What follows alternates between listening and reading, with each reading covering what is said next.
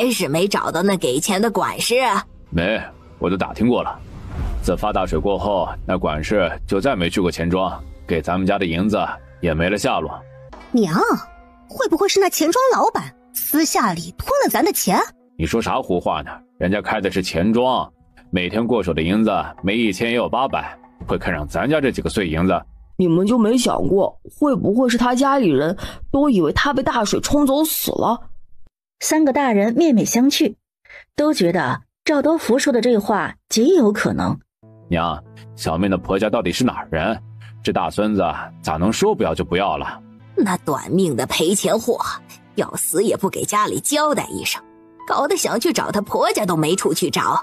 杜夫娘心里也埋怨那个短命的小姑子，看赵大是越看越不顺眼，都穷成这副德行了，还去喝酒。对了，家里穷成这样，你买酒的钱哪儿来的？我把小景身上带着那个玉佩给当了。你当了多少钱？赵大比了2个手指头。20两。赵大一愣，低头不敢看媳妇和老娘了。实际那玉佩当了200两。那钱呢？赵大头低得更低了。我问你钱呢？我拿了银子，本来想去买粮来着，结果你去了赌坊？娘，我想去试试手气，万一像之前那样赢了钱，我们就能回城里了。可今儿手气太背。你不但把20两银子给输了，还把衣服也给搭进去了。这手气有时候就这样，有好有坏，没个定数。但是娘，只要给钱，我一准就能翻本。到时我买2个丫鬟伺候你啊！我伺候你祖宗！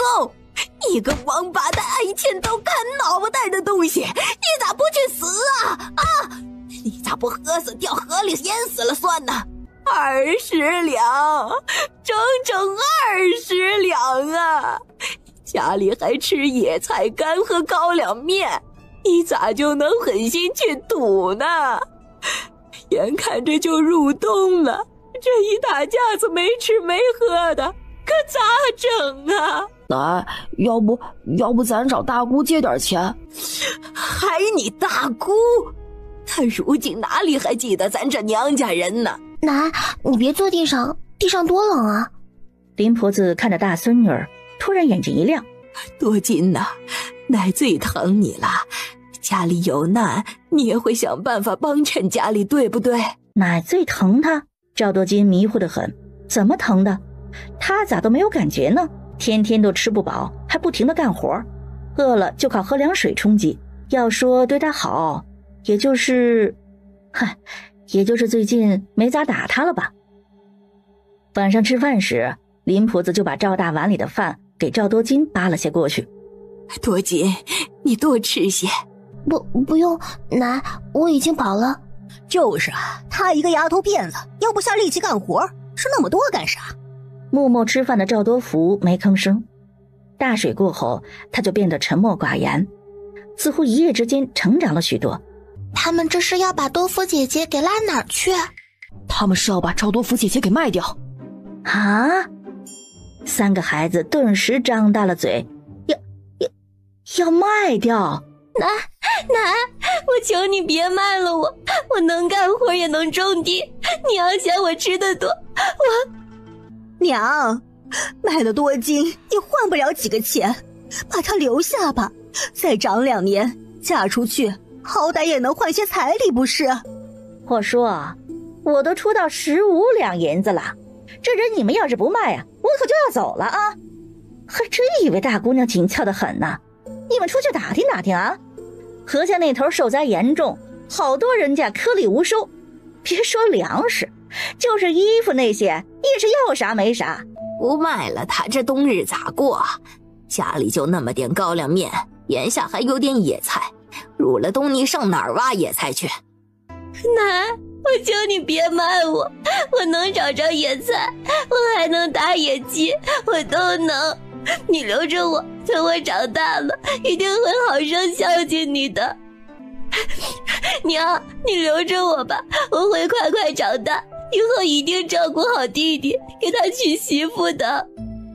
多福娘扭过了身子抹眼泪，不敢看女儿乞求的眼神。她视疼儿子不惜女儿，可再怎么着，那也是她身上掉下的肉啊，这要是一点感觉都没有，那也不可能。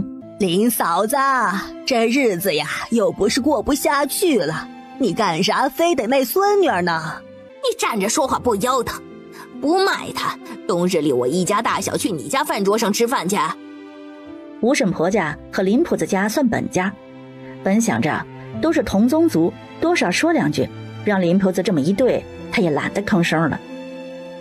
村里人一看吴婶婆都被人对了，余下的人就懒得开口了。挤在梁景烈身边的于五郎小声道：对，我以后不吃好吃的，攒钱等他们卖你。七宝见他神情低落，安慰道：你别怕，我攒的有钱，他们要是卖你，我就把你买下。谁要你们买了，他们才不敢卖我。牙行老婆子取出了文书，递给林婆子：喏，你村里有识字的人不？让人给你念念。不用，我会数银子就成。众人皆是一脸不忍。两个婆子一来一回，就决定了多金往后被人买来卖去的命运。就在众人以为多金命运已定的时候，赵多福突然提刀冲了出来：贼婆子，我让你卖我姐！他凶狠如头小狼崽子，朝着那牙行婆子就冲了过去。你们这村里的人啊，以后我都不会要，一帮子没见识的穷鬼！婆子吓得心惊胆战，边跑边骂，不敢再谈买卖的事儿了，带着汉子就往村口跑。你个小兔崽子，要翻天了是不是？死老太婆，你敢动我姐，看我不砍死你！多福，你是不是撞邪了？我没撞邪，我爹当了小景的玉佩，是当了20两银子。民小的家里揭不开锅，啥也不买，还去赌坊输个精光。你不管教自己烂赌的儿子，还来卖我姐，买了我姐的钱，再被我爹给输了，下回卖谁？卖我还是卖我娘？哎呦，我苦命的儿呀，你咋就遇到了那么不着调的爹呀？多金茫然地坐在地上，他不用被卖了啊？赵多福说他爹当了你的玉佩，啥玉佩？那是我出生时祖母特意让人给我寻的上好料子，让工匠精心雕刻的。你家有钱，又是你祖母为你出生所雕，肯定不止20两。那是肯定的，赵大那个烂赌鬼的话能信吗？说不定那玉佩远不止20两，是当了200两呢。200两，这么贵？哼，200两，买那玉佩边角料都不够。兄妹几个吓了一跳，这么贵？哎呦，败家玩意儿，这么贵的东西你咋都不收好呢？还叫那个烂赌鬼给拿去了。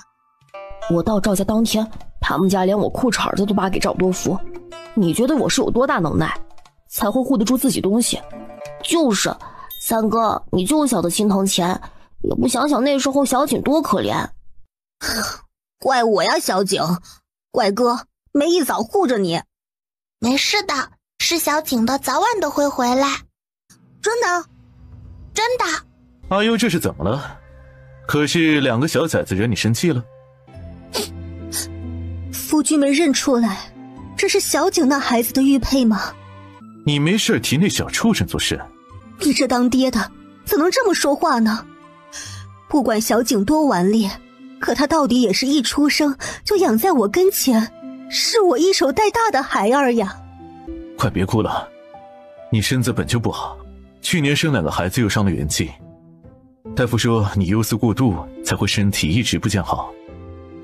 我知你心疼他，可那孽种不足5岁便想害尚在襁褓的弟妹，我岂能容他？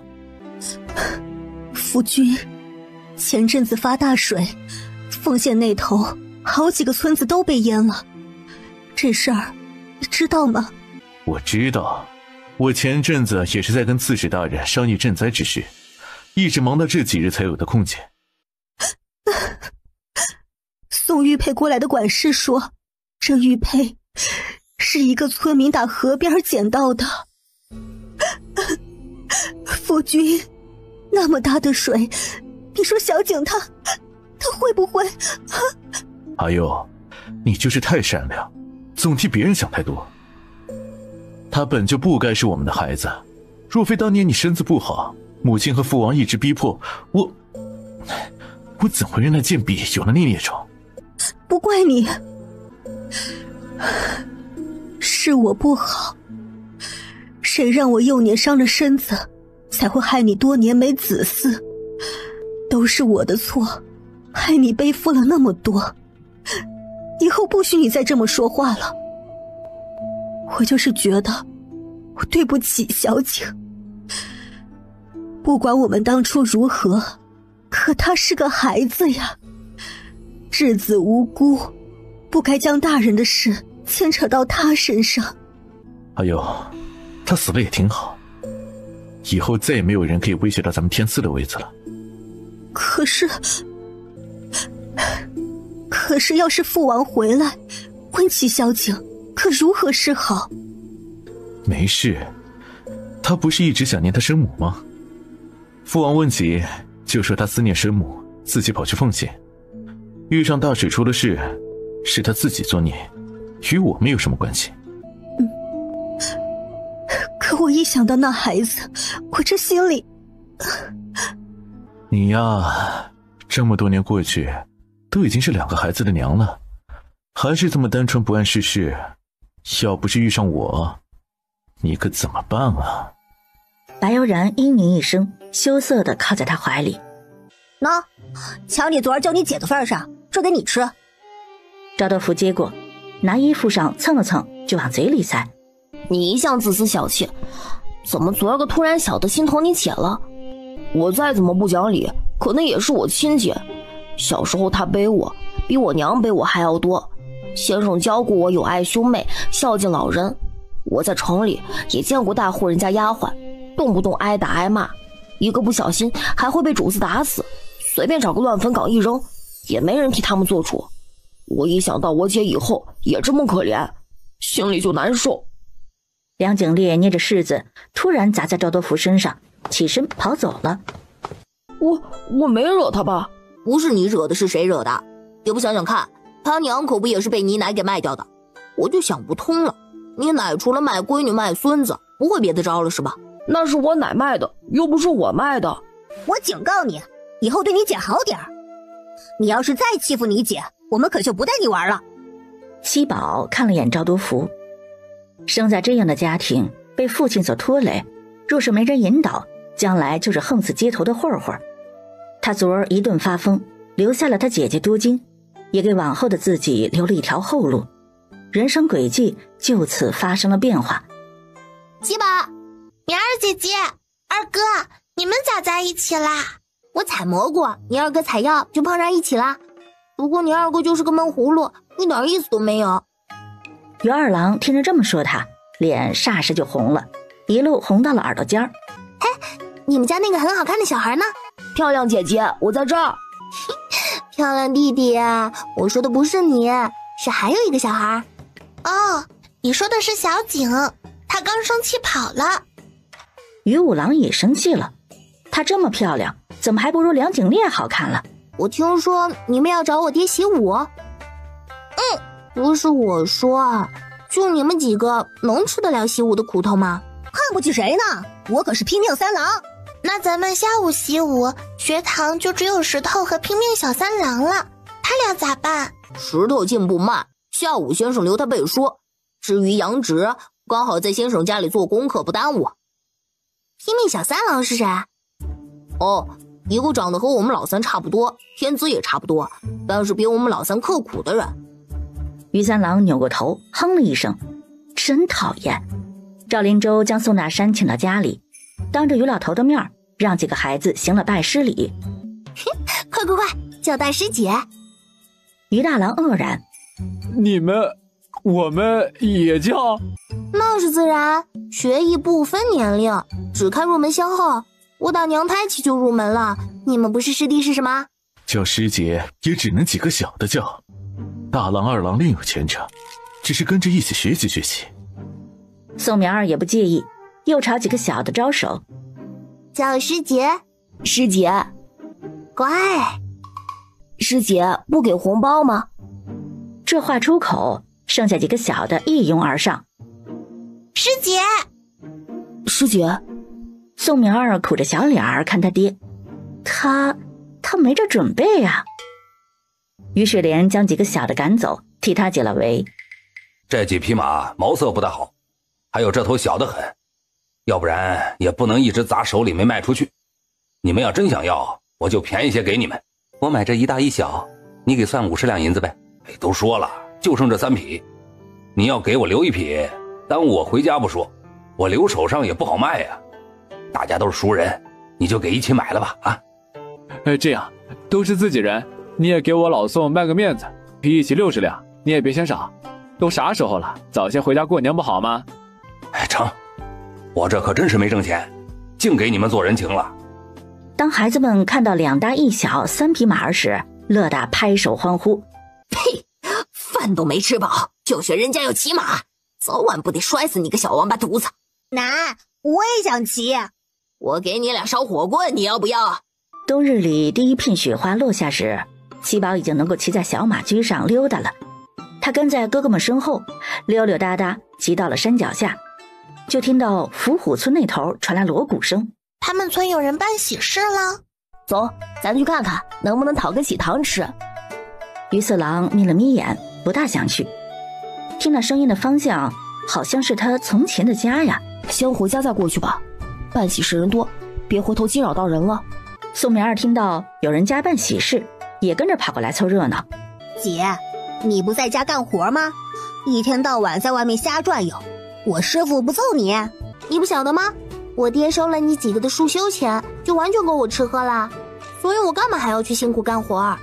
你可真懒，就算师傅有钱，你也可以学着种点菜啥的。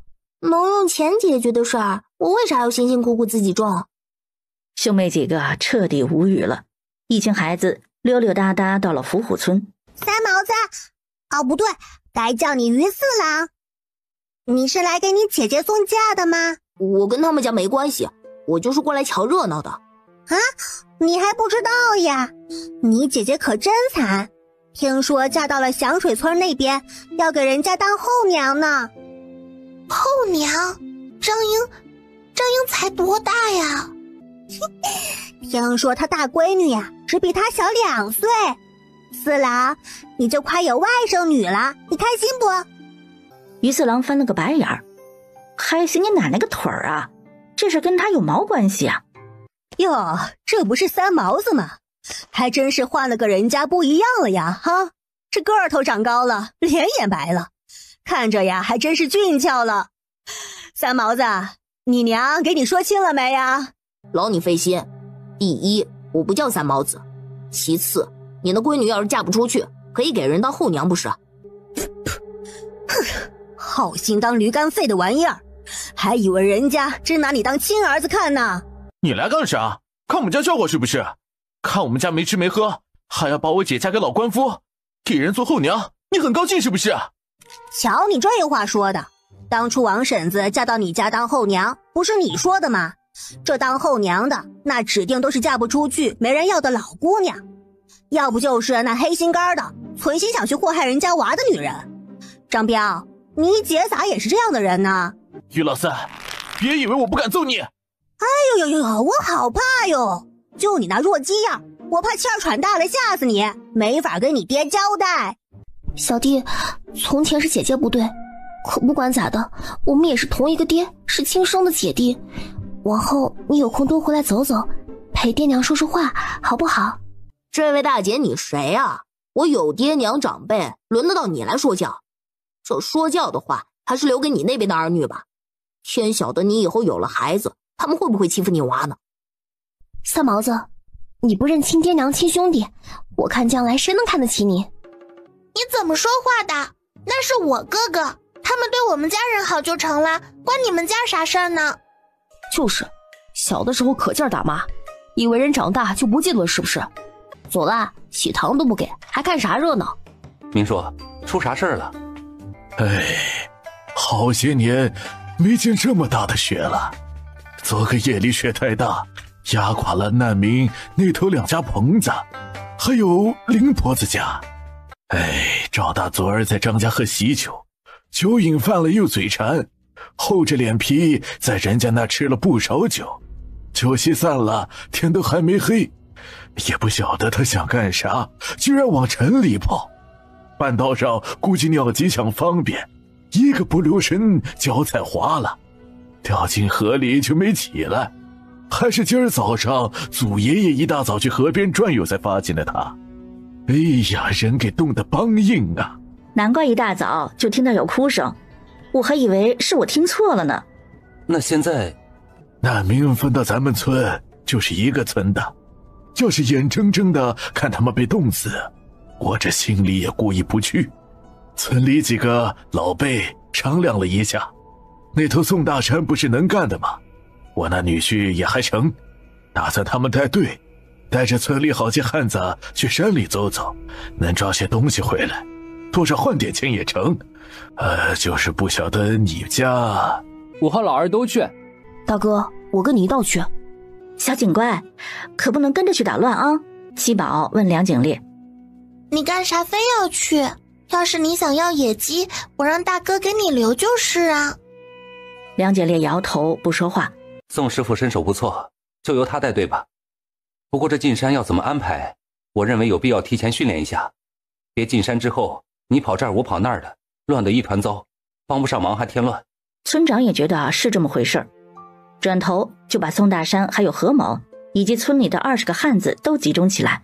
今年村里都受了灾，这进山也是没法子的事，一切全仰仗宋师傅。你们都得听他指挥，别进山瞅个野鸡兔子啥的就不记得规矩了。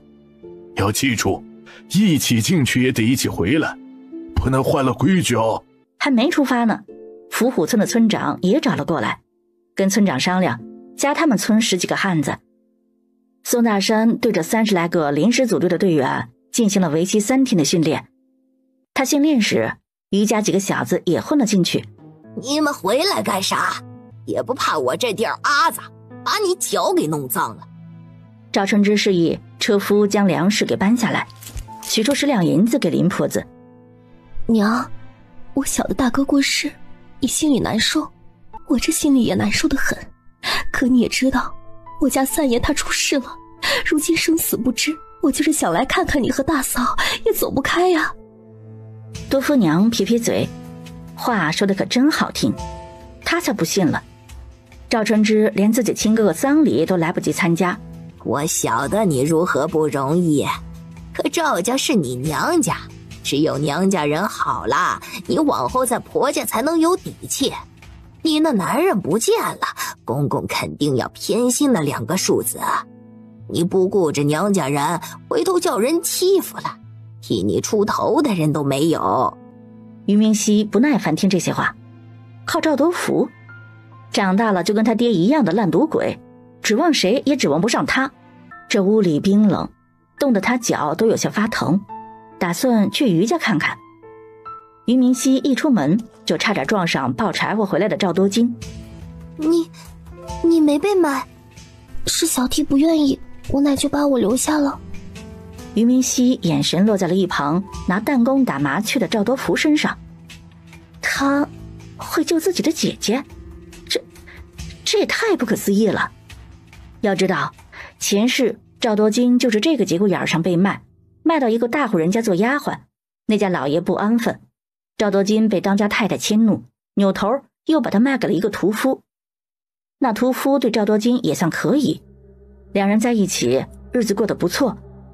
后来战乱，赵多福投奔到了这个姐姐家，因为没钱，居然把自己亲姐姐和外甥女儿给卖了，被屠夫知道后一刀砍了脑袋。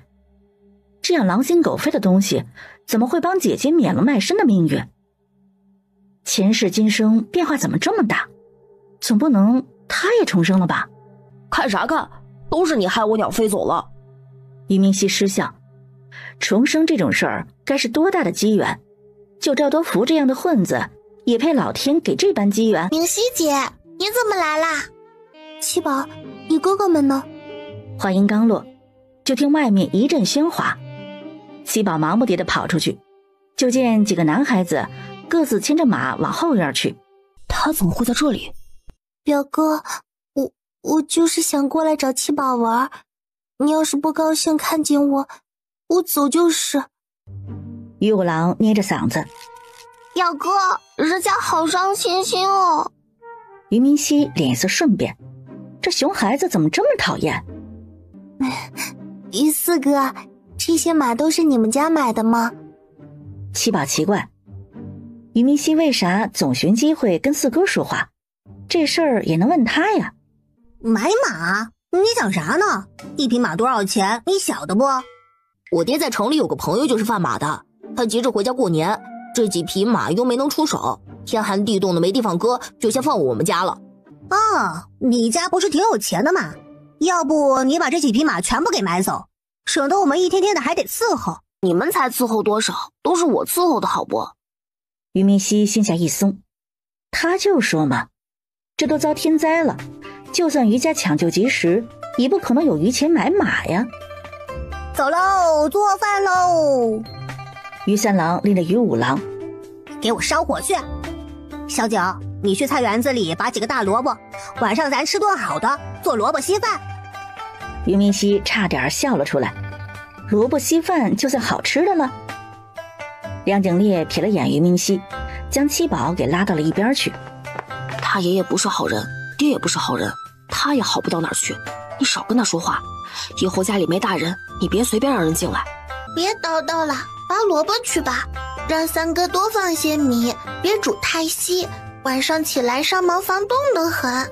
明熙姐，我要去拔萝卜了，你要留我家吃饭吗？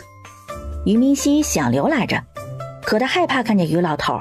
不用了，我姥姥还等我回去吃饭呢。七宝和梁景烈一起拎着个篮子去了菜园子。于明熙见左右无人，便走到这给马刷毛的于四郎身边。我听说你二哥如今医术学得蛮不错。于四郎眼睛盯着马匹，极其敷衍地嗯了一声。你二哥这医术要是学成了，可真是不得了。你可能不知道，咱们于家可是姓林世家，祖上都是太医，一直到高祖那辈才没落。我晓得，都是因为你曾祖母太会挑事儿，高祖才会宠妾灭妻，害我们这一支落难。我就是不明白，明明你读书天分更好，脑子更聪明，你爷爷为何让你二哥学，不让你学医呢？你到底想说啥？我没想说啥呀，就是有些替你不值。要是于二郎是亲生的也就算了，可都不是亲生的，咋就让他一个人学呢？于四郎低头若有所思，似乎在琢磨于明熙的话。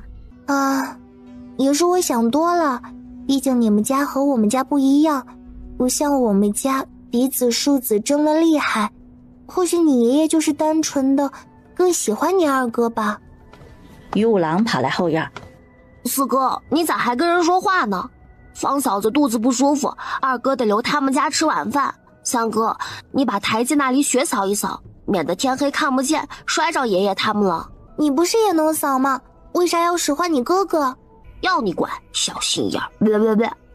于明熙来火，臭小孩，居然叫他小心眼儿！四哥，你做人别太实诚，被人欺负了都不晓得反击。于四郎不知在想什么，没有吭声。我先走了。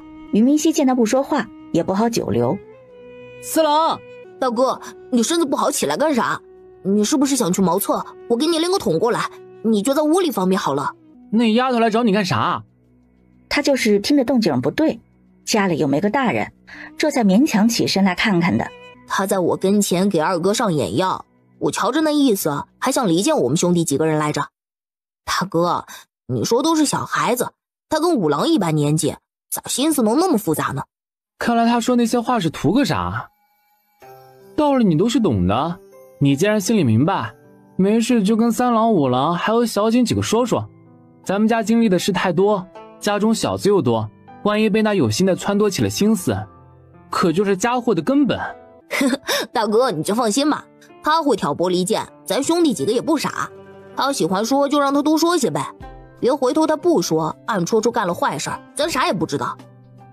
于大郎点头，觉得老四想得很周到，心中感慨，也不晓得张大胆儿捧着大儿子卖掉这个小儿子，如今后悔了没？爹，求您让我回家吧，我受不了了，我真受不了！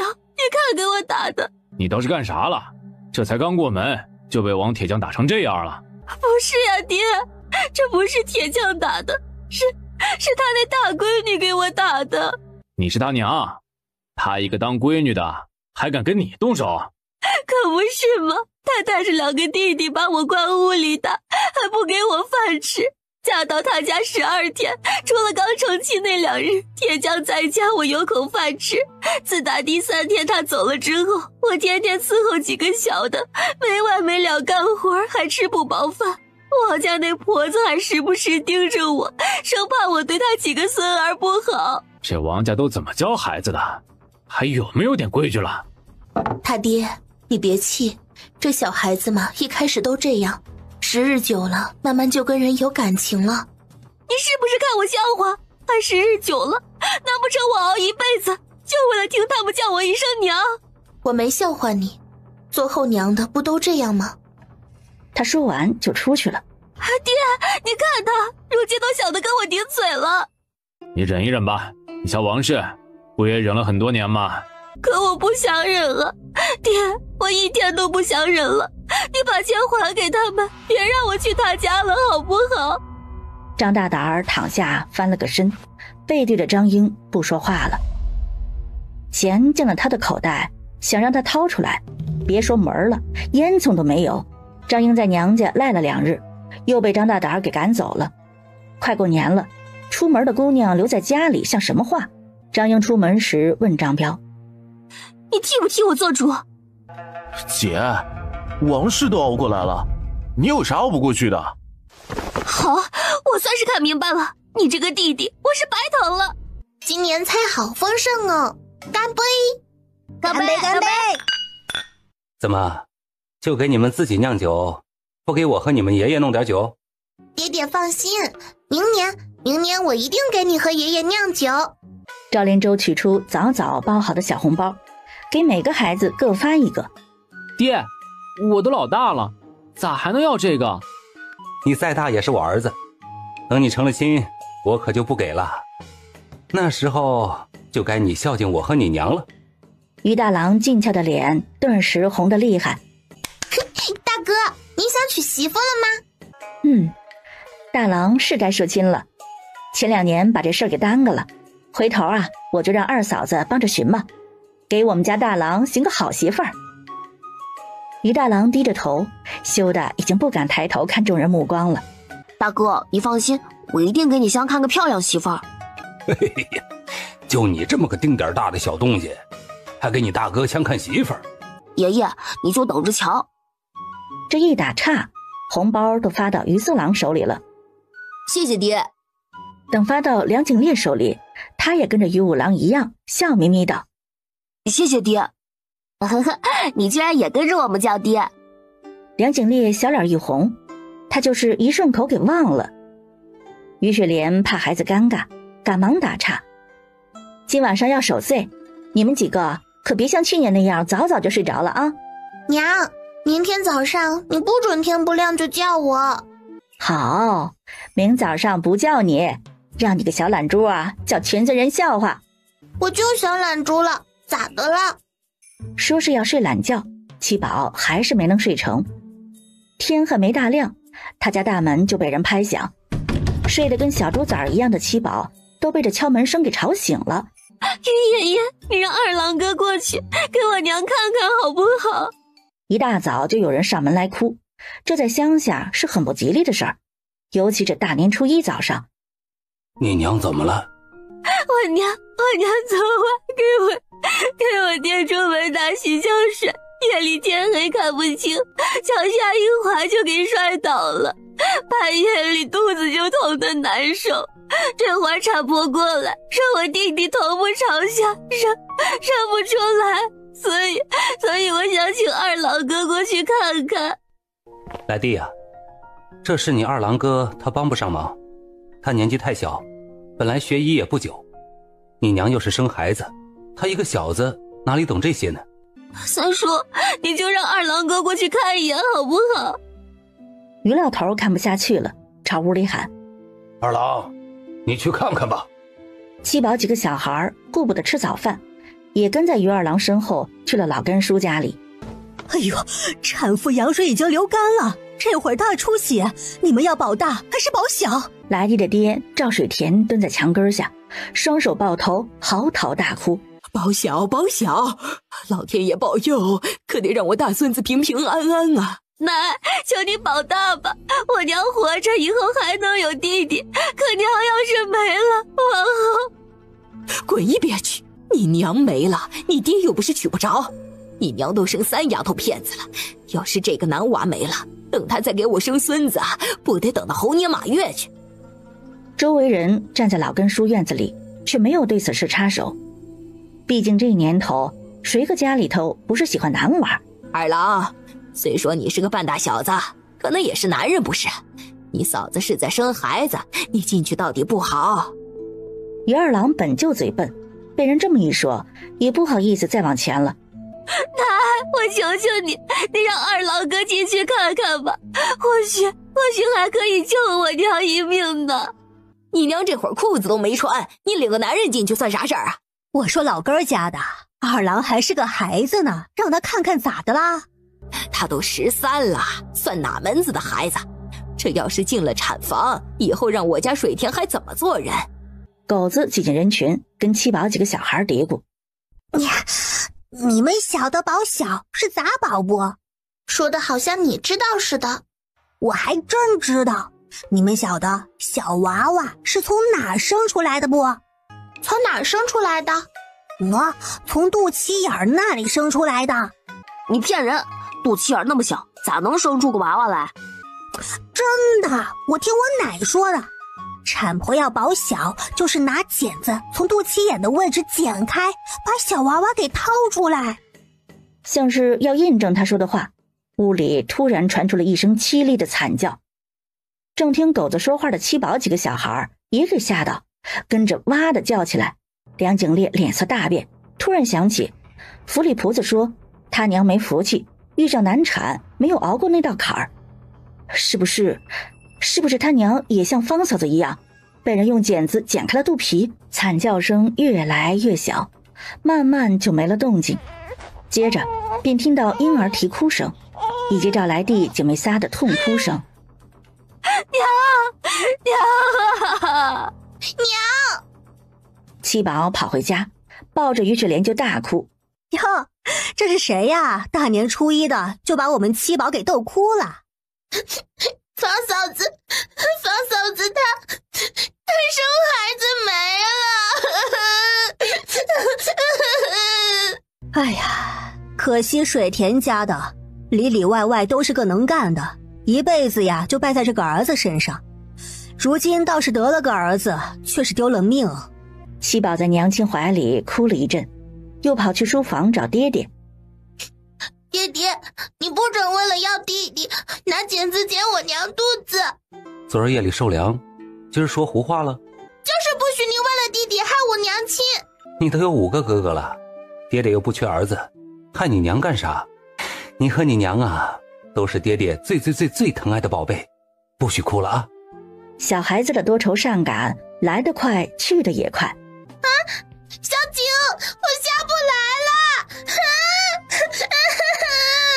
闻信赶来的于三郎蹭蹭爬上树，发现七宝脚卡得严实，没法子，只好让人回家找大人。赵连洲带着陈捕头过来时，就见女儿抱着树干，眼泪汪汪的模样，简直是又好气又好笑。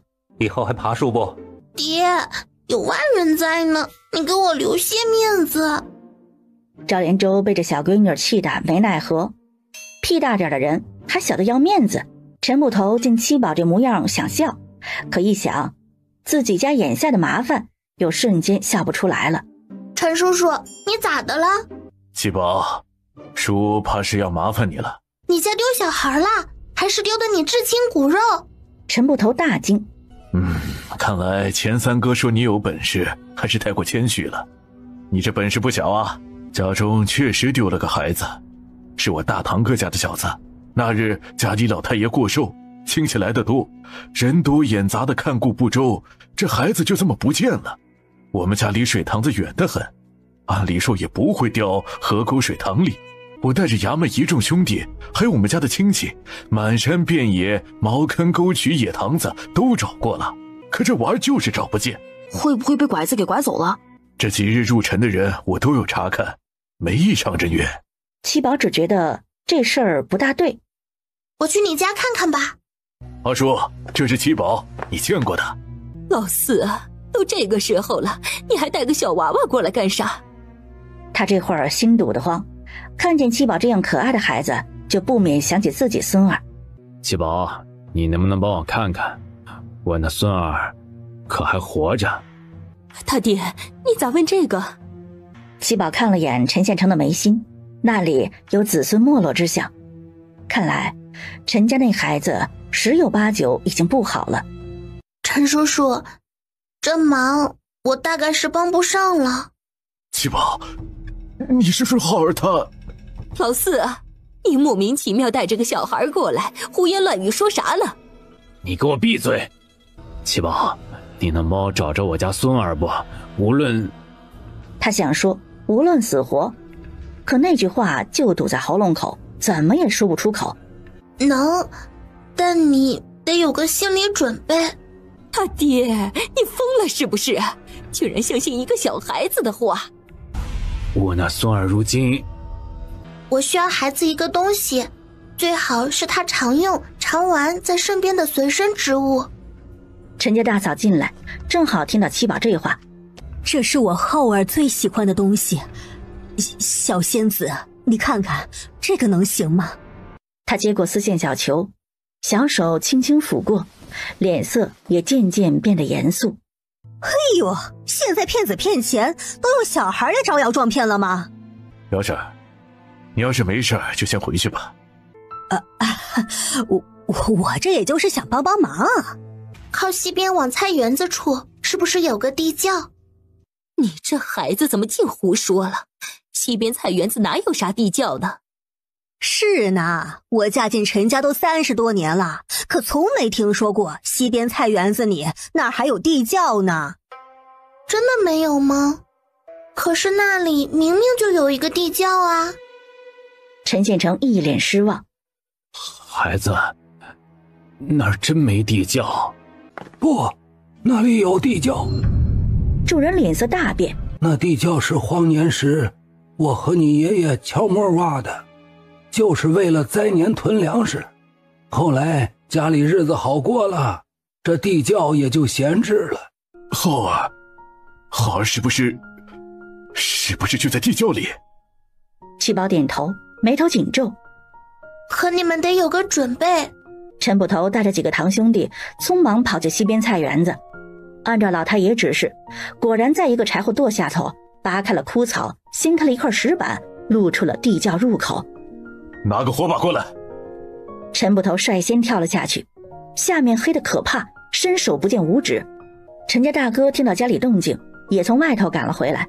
老四，有看见浩儿吗？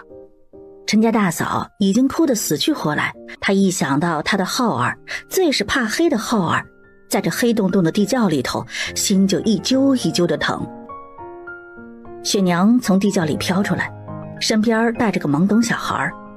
七宝心一沉，心知这孩子是彻底无望了。大哥，浩儿，你叫娘呀，浩儿，你说话呀！浩儿爹，你快请大夫呀！浩儿身上太凉了，他一定冻得厉害。娘，你去给浩儿熬口粥，好放点糖，这孩子喜欢吃甜食。哎呦，你们别站着不动呀，快生火，给我浩儿烤烤呀！我的孙啊！陈县城踉跄着后退2步，不敢相信前几日还奶声奶气喊爷爷，说以后当了大官要让爷爷享福的孙儿就这么没了。我这心里好难过啊，像是空了一块，啥也没有，太难受了。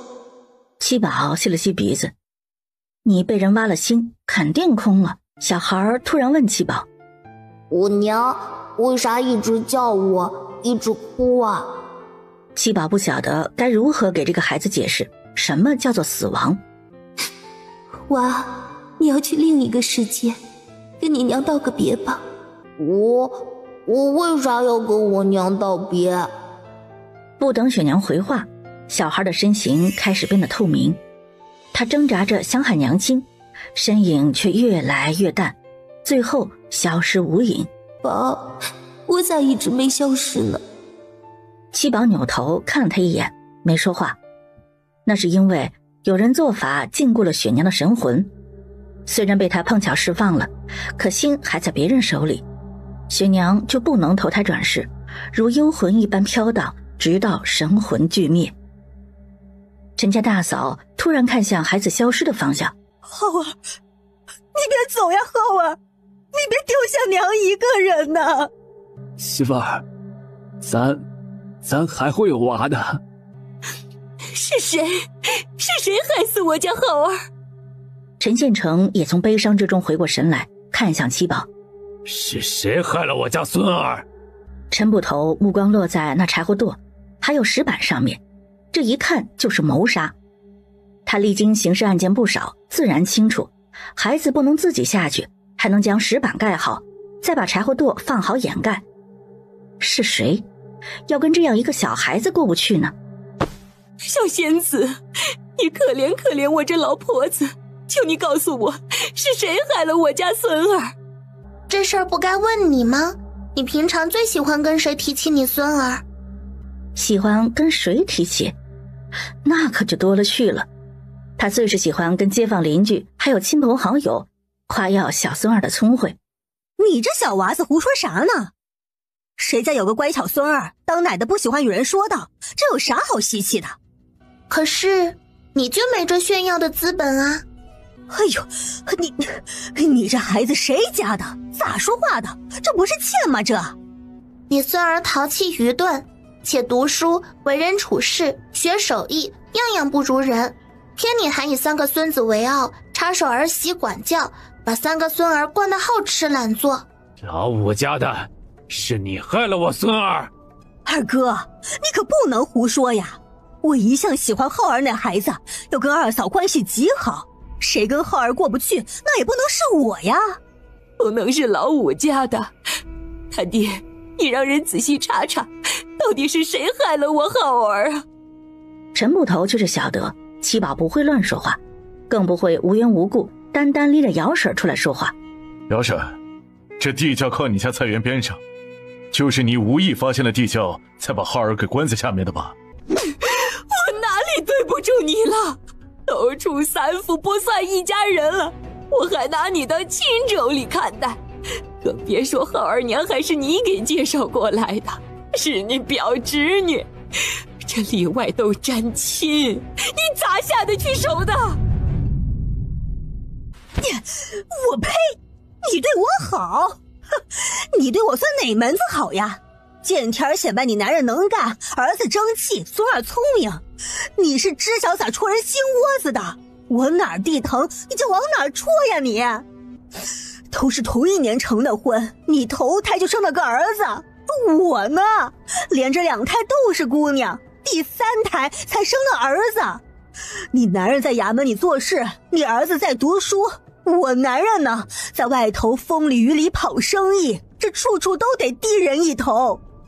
是啊，咱2家没得比，我看你不顺眼，还得舔着脸捧你臭脚丫子讨好人。一直到后来你儿子成婚多年没生，生的呀也是个姑娘，而我家一切生了3个孙子，我这心里才舒坦了。可谁晓得呀，孙子大了，3个加起来也不顶人家1个玩。陈太太还时不时的在他面前嘚瑟。哎呦，陈胜，你咋不说是你娘看不惯2房屋里出人才，心里嫉妒，害人家娃了呢？你放屁！你个满嘴喷粪的！我这阵子都去娘家帮忙耕种，就老太爷过寿那日在家里，还从早忙到晚。你倒是说说，我哪有时间去干这事儿？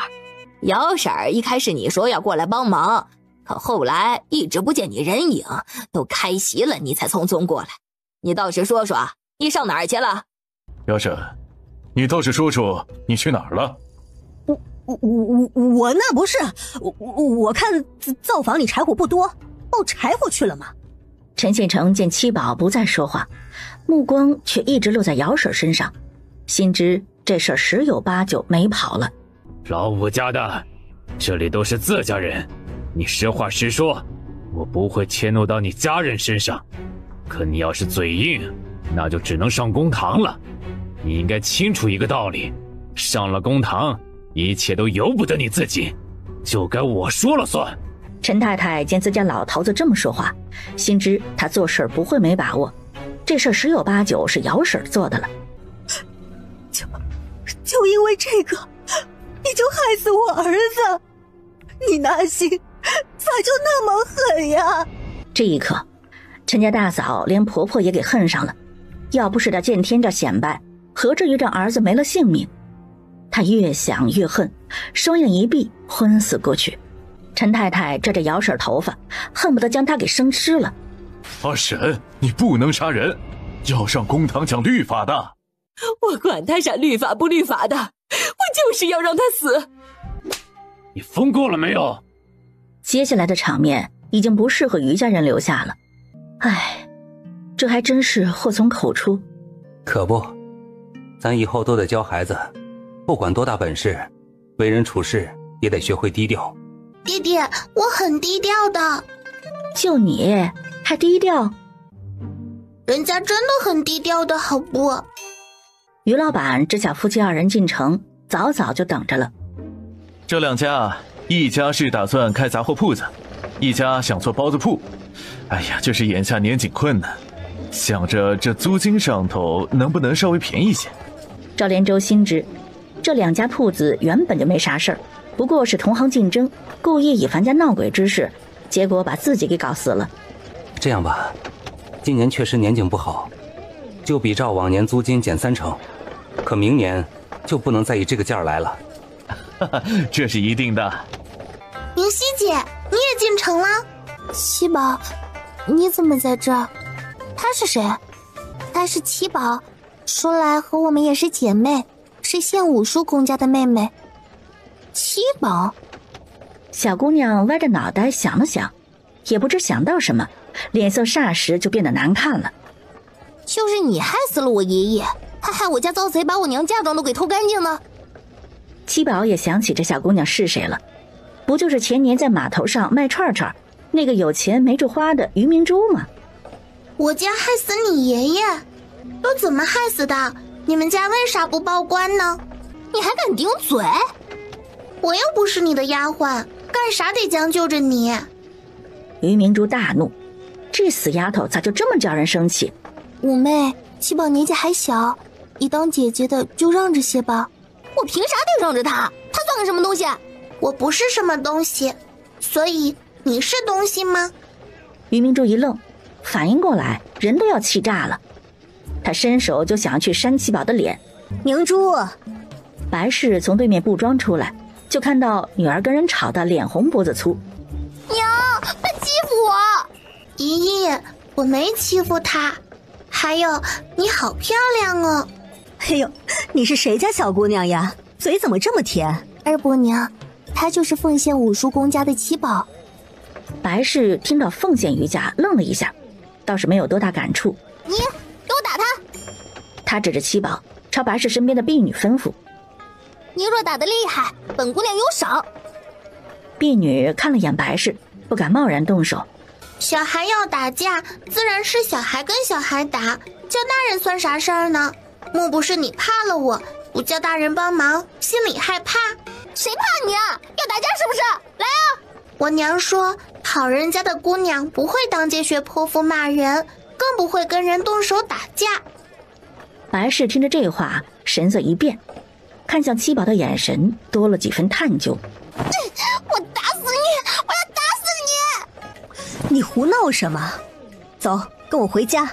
他白家好歹也是官宦之家，怎么生的女儿还被人家一个乡下孩子比了下去，这让他心里很是不舒服。看看他精心教养的闺女，再看看那一脸淡然的小姑娘，白氏突然觉得自己一贯对孩子的宠溺是不是有些不对。七宝，你方才是跟他们在说话？他们家小孩子脾气有点大，我劝了2句，好像他娘不大高兴。于雪莲不认识白氏，却是认得于明熙的。他们来凤县县城干啥？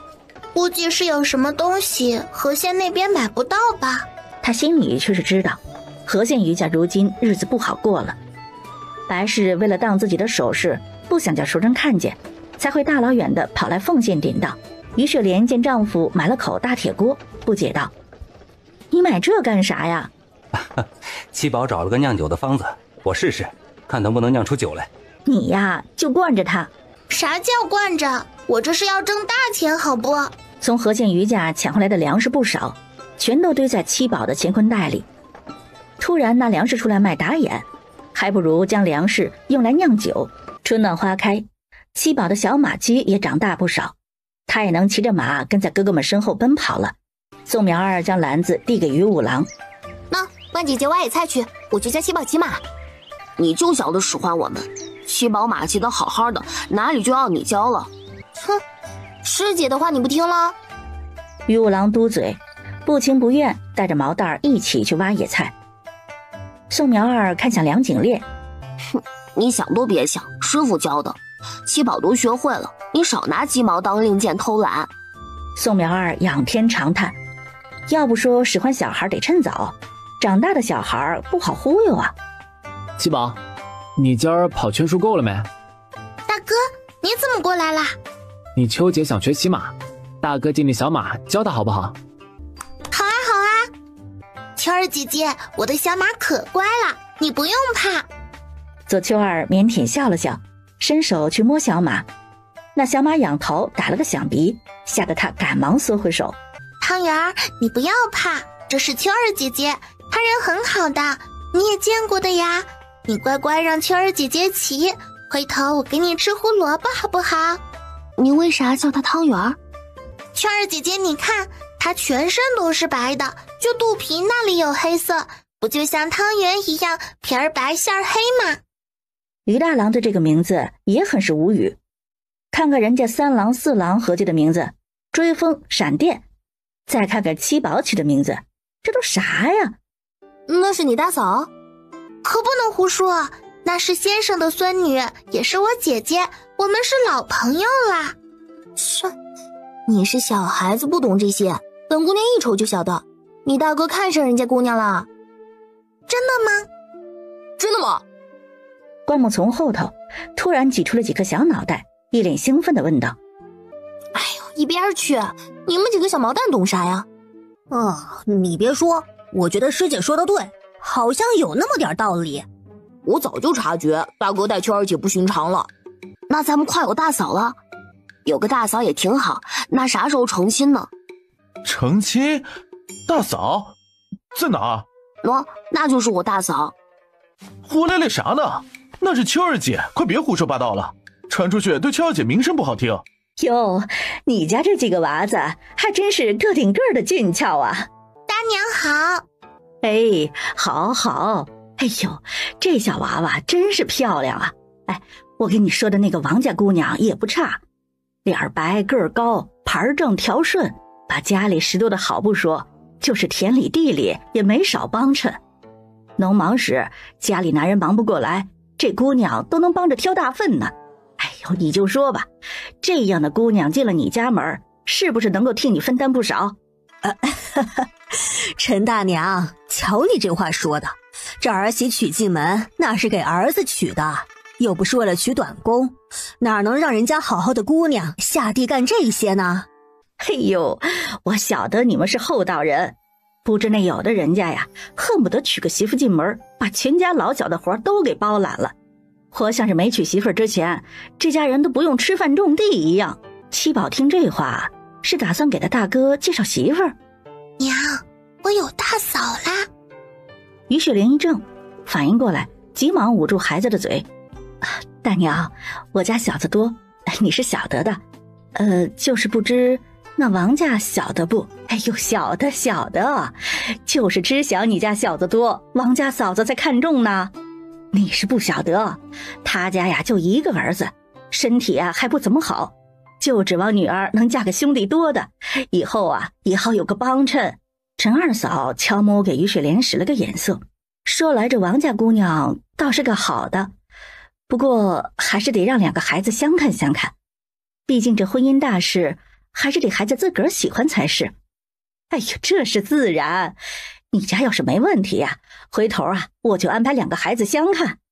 哎，不急，左右孩子还小呢，不着急。这王家姑娘我觉得不大好，这还没成亲呢，咋就想着婆家帮衬娘家了？横竖还没有相看呢，那姑娘能干，也未必能看得上我家大郎。咋看不上呢？大郎个儿都快赶上他爹了，模样呢也生得俊俏，别说是外村的，就是我大姐都明里暗里打听过，想把他那夫家侄女说给大郎。我咋没听你提起过这事儿？他家那侄女儿，别说是你了，就是我都看不上，年轻怕重还眼皮子浅。虽说样貌是不错，可咱们这样的人家，光看脸有啥用呢？